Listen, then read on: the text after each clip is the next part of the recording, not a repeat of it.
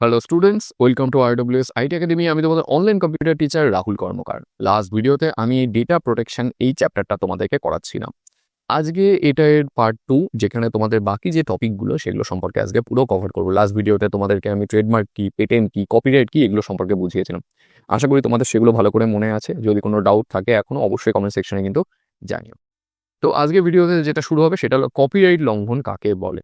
Copyright লঙ্ঘন easy ভাষায় বলতে গেলে, তুমি কোনো প্রোডাক্ট বা আমি কোনো প্রোডাক্ট কপিরাইটে করে রেখে দিয়েছি, সেটাকে কেউ যদি আনইনটেনশনালি বা ইন্টেনশনালি ব্যবহার করে তখনই কপিরাইট লঙ্ঘন হয়। কি বলছে, সৃষ্টিকর্তা বা কপিরাইট মালিকের অনুমতি ছাড়া তার সুরক্ষিত কাজকে যদি কেউ ব্যবহার করে তখন এই কপিরাইট লঙ্ঘন হয়ে থাকে।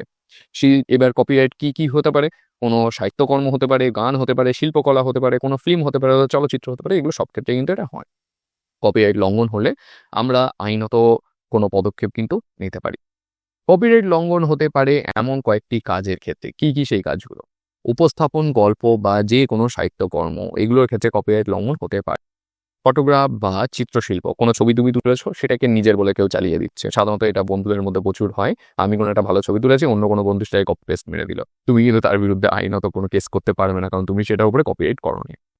ফিল্ম বা চলচ্চিত্র, কোনো গান, ভিডিও, এই সমস্ত ক্ষেত্রে কিন্তু এই কপিরাইটটাকে উল্লঙ্ঘিত হতে পারে। কম্পিউটার সফটওয়্যার প্রচুর পরিমাণে হয়, বিশ্বাস করো প্রচুর পরিমাণে হয়। পেইড সফটওয়্যার কেউ ব্যবহার করতে চায় না, অত টাকা খরচা করে সব পাইরেসি করে ফ্রি সফটওয়্যার ব্যবহার করে। Building plan, database, sound recording এবং সাহিত্য নকশা, এই সমস্ত ক্ষেত্রে কিন্তু কপিরাইট লঙ্ঘন হতে পারে। কপিরাইট সম্পর্কে কিছু ভুল ধারণা যেগুলো আমাদের আছে সেগুলো জানতে হবে। কি কি ভুল ধারণাগুলো? কপিরাইট মালিককে স্বীকৃতি দিলেই আমরা তার কন্টেন্ট ব্যবহার করতে পারি, একদমই ভুল। কেউ কোনো ভিডিও তৈরি করেছে বা আমি কোনো ভিডিও তৈরি করেছি, সেই ভিডিওটাকে অন্য কেউ ডাউনলোড করে আপলোড করলো তার একটা ইউটিউব চ্যানেল বানিয়ে, আর নিচে আমাকে বলে দিল এই ভিডিওর মালিক অ্যাকচুয়ালি RWS আইটি একাডেমি। আমি কিন্তু তার বিরুদ্ধে অ্যাকশন নিতে পারি। শুধুমাত্র আমার স্বীকৃতি দিলেই হয়ে যায় না বা সে বেঁচে যাবে তা না। অলাভজনক যে কোনো কাজে বা অলাভজনক কাজের হিসেবে দাবি করে আমরা যে কোনো কপিরাইট যুক্ত কন্টেন্ট ব্যবহার করতে পারি, মানে নন প্রফিটের জন্য কপিরাইট যুক্ত কোনো কাজ ব্যবহার করতে চাই তাহলে আমরা ব্যবহার করতে পারবো। সম্পূর্ণ ভুল। পারমিশন ছাড়া আমরা কোনো কিছু করতে পারবো না। অন্যান্য ক্রিয়েটার যা সবসময় করছে তা আমরা আমাদের কন্টেন্ট ক্রিয়েশনের সময় যদি করি তাহলে আমরা বেঁচে যাবো, একদমই না। হতেই পারে কোনো একটা ক্রিয়েটার পার্টিকুলার যে প্রোডাক্টটার ওপরে কাজ করছে, ধরো কোনো একটা ক্রিয়েটার হতেই পারে সে পারমিশন নিয়ে কাজটা করছে, কিন্তু আমরা তার কাছ থেকে পারমিশন পাইনি, তাই আমরাও কিন্তু দেখে হুবহু কপি পেস্ট করতে পারি না। সিনেমা হল, টিভি, রেডিও, কোনো জায়গায় তুমি কোনো কিছু শুনছো বা দেখছো, তুমি সেটা তোমার নিজের মোবাইলের মাধ্যমে বা ভিডিও ক্যামেরার মাধ্যমে রেকর্ড করে নিয়ে চলে আসলে, আর যদি তুমি ভেবে নাও যে তৈরি তো করেছি আমি আমার মোবাইলের মাধ্যমে ভিডিও করে বা অডিও রেকর্ড করে, তাহলে আমি ব্যবহার করতে পারবো? একদমই ব্যবহার করতে পারবেন না। এরপরে ট্রেডমার্ক লঙ্ঘন কাকে বলে? ট্রেডমার্ক করা আছে এমন কোনো বস্তু যদি কেউ পারমিশন ছাড়া ব্যবহার করে, সেক্ষেত্রে ট্রেডমার্ক লঙ্ঘন হয়। ট্রেডমার্ক লঙ্ঘন কিভাবে হয়, এর শাস্তি কি হতে পারে? ট্রেডমার্ক যেভাবে লঙ্ঘিত হয় সেগুলো আমাদের জানতে হবে। যখন কোনো ব্যক্তি বা প্রতিষ্ঠান অ্যাকচুয়াল ট্রেডমার্কের মালিক না হওয়া সত্ত্বেও যখন সেটা ব্যবহার করে এবং সেটা ব্যবহার করে পণ্য বিক্রি করে, তখন কিন্তু ট্রেডমার্ক লঙ্ঘন হয়ে যায়। তখন ট্রেডমার্কের যে অ্যাকচুয়াল মালিক সে কিন্তু অ্যাকশন নিতে পারে। যখন কোনো প্রতিষ্ঠান অন্য কোনো প্রতিষ্ঠানের ট্রেডমার্ক সরাসরি নকল করে বা চিহ্নের রং পরিবর্তন করে নিজের বলে গণ্য করে, তখনও কিন্তু ট্রেডমার্ক লঙ্ঘন হয়। যেমন ডমিনোজের যে চিহ্নটা, আমি শুধু চিহ্নের রং চেঞ্জ করে দিলাম বা চিহ্ন সেম রেখে দিলাম, তাহলেও কিন্তু আমার উপরে ট্রেডমার্ক কেস হতে পারে। যদি নিবন্ধিত চিত্রটি অন্য কোনো কোম্পানির বিজ্ঞাপনে দেওয়া যায় উইদাউট পারমিশনে, তখনও কিন্তু এই ট্রেডমার্ক লঙ্ঘন হয়। ট্রেডমার্ক লঙ্ঘনের শাস্তি কি কি হতে পারে? কারাদণ্ড বা আর্থিক জরিমানা। আমি ট্রেডমার্ক লঙ্ঘন করলাম, আমার উপরে কারাদণ্ডজনিত শাস্তিও হতে পারে বা আর্থিক জরিমানাও হতে পারে। নিষেধাজ্ঞা, পার্মানেন্টলি আমার ব্যবহারের উপর একটা নিষেধাজ্ঞা পড়ে যেতে পারে, যে আমার কাছে যত মালই থাকুক না কেন, যেহেতু আমি একবার ছবি ব্যবহার করেছি আর আমার কেস হয়ে গেছে, সব মাল আমি পার্মানেন্টলি ব্যবহার করতে আর পারবো না, জরিমানা পড়ে যাবে যদি ব্যবহার করি। লাভ সমর্পণ, কিরকম ভাবে হয় এটা? ধরো লেস কোম্পানি আছে, লেজের আমরা চিহ্ন জানি কিরকম কি দেখতে হয়, হুবহু সেম জিনিস দিয়েই আমি একটা ডুপ্লিকেট লেস বানালাম। এবার এটা ব্যবহার করে বা এটা বাজারে বিক্রি করে আমি 1 কোটি টাকা প্রফিট করলাম। লেস কোম্পানি জানতে পারলো, আমার উপরে কেস করলো, আমি ধরাও পড়ে গেলাম, আমাকে পুরো 1 কোটি টাকা জরিমানার সাথে লেস কোম্পানিকে ফেরত দিতে হবে। এটাও কিন্তু হয়ে থাকে। এরপর আসে ওপেন সোর্স সফটওয়্যার কাকে বলে, এর কাজ এবং কয়েকটি উদাহরণ দিই। ওপেন সোর্স সফটওয়্যার মানে যে সমস্ত সফটওয়্যার আমরা ফ্রিলি ইউজ করতে পারি। কি বলছে? ওপেন সোর্স সফটওয়্যার হলো এমন কিছু সফটওয়্যার যা কোনো ব্যক্তি ফ্রিতে ব্যবহার ও তার সোর্স কোড দেখতে ও নিজের প্রয়োজন অনুযায়ী সেগুলোকে পরিবর্তন করতে পারে, তাকেই ওপেন সোর্স সফটওয়্যার বলা হয়। রিচার্ড ম্যাথিউ স্টলম্যানকে এই ধরনের ওপেন সোর্স সফটওয়্যারের প্রথম ডেভেলপার বলে কিন্তু ধরা হয়। সে GNU নামে একটা ইন্টারফেস তৈরি করেছিল, যার উপরে বেস করে এখন কিন্তু লিনাক্স অপারেটিং সিস্টেম তৈরি হয়েছে। ওপেন সোর্স সফটওয়্যারের কাজ কি কি? ফ্রি কপি, আমরা ওপেন সোর্স সফটওয়্যারকে ফ্রিতে কপি করতে পারি। ডিস্ট্রিবিউশন, আমরা ওপেন সোর্স সফটওয়্যারকে ডিস্ট্রিবিউশন করতে পারি কোনো ধরনের পারমিশন ছাড়াই।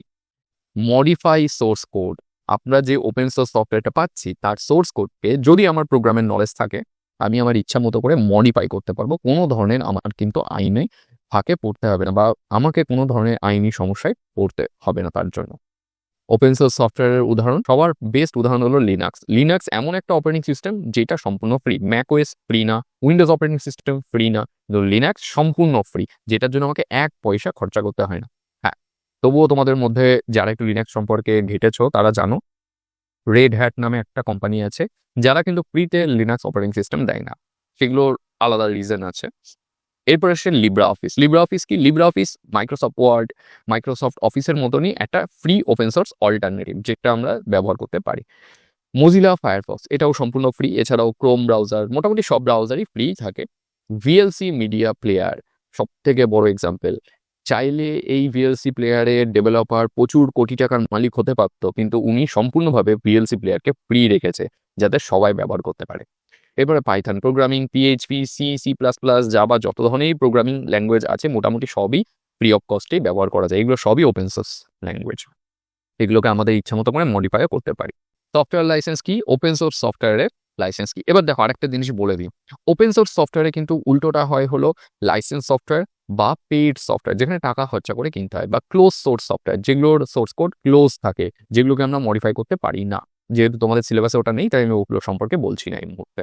কি বলছে? কোনো সফটওয়্যারকে ডিস্ট্রিবিউশন বা ব্যবহার করার জন্য যে গাইডলাইন বা এগ্রিমেন্ট অনুসরণ করে সফটওয়্যার ব্যবহারের অনুমতি পাওয়া যায় তাকেই কি সফটওয়্যার লাইসেন্স বলা হয়। এর মাধ্যমে আমরা সেটাকে এডিট করা, মডিফাই করা, এই সমস্ত কিন্তু একচেটিয়া অধিকার পেয়ে যাই। ওপেন সোর্স সফটওয়্যার লাইসেন্সের উদ্দেশ্য কি কি হয়ে থাকে?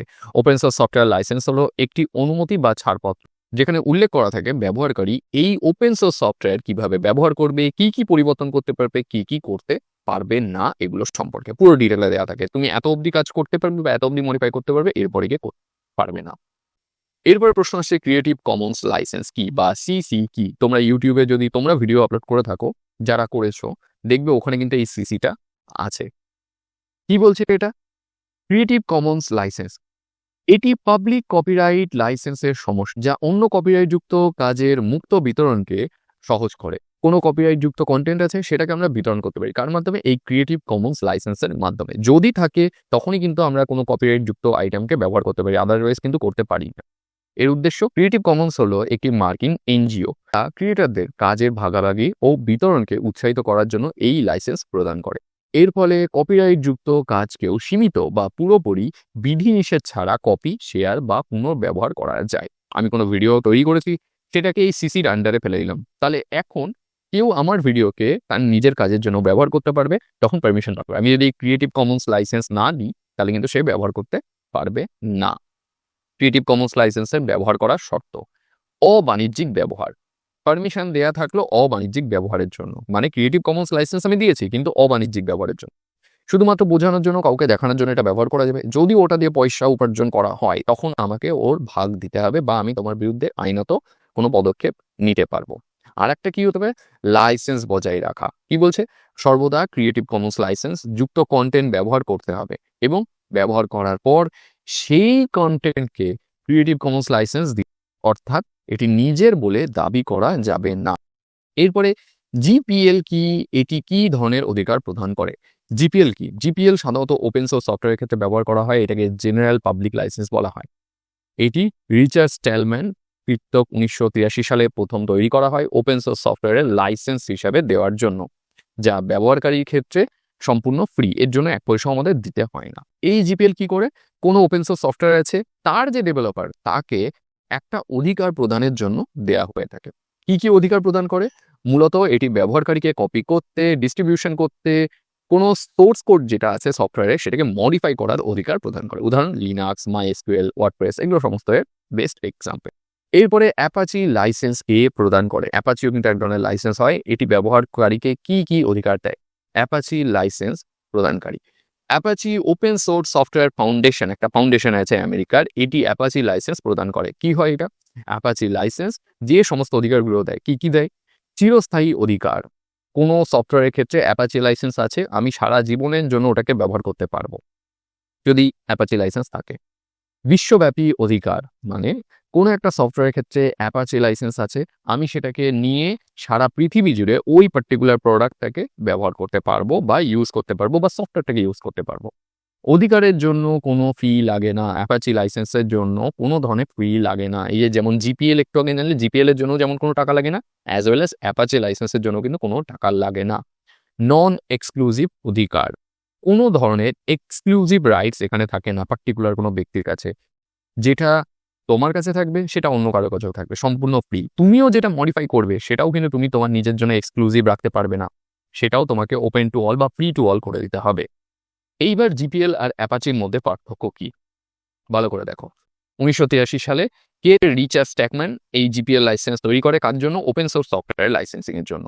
আর Apache open source software foundation এই অ্যাপাচি লাইসেন্স প্রদান করে। আচ্ছা, জিপিএল মূলত ব্যবহারকারীদের কপি করতে, ডিস্ট্রিবিউশন করতে, সফটওয়্যার মডিফিকেশন করার একটা সুযোগ দেয়।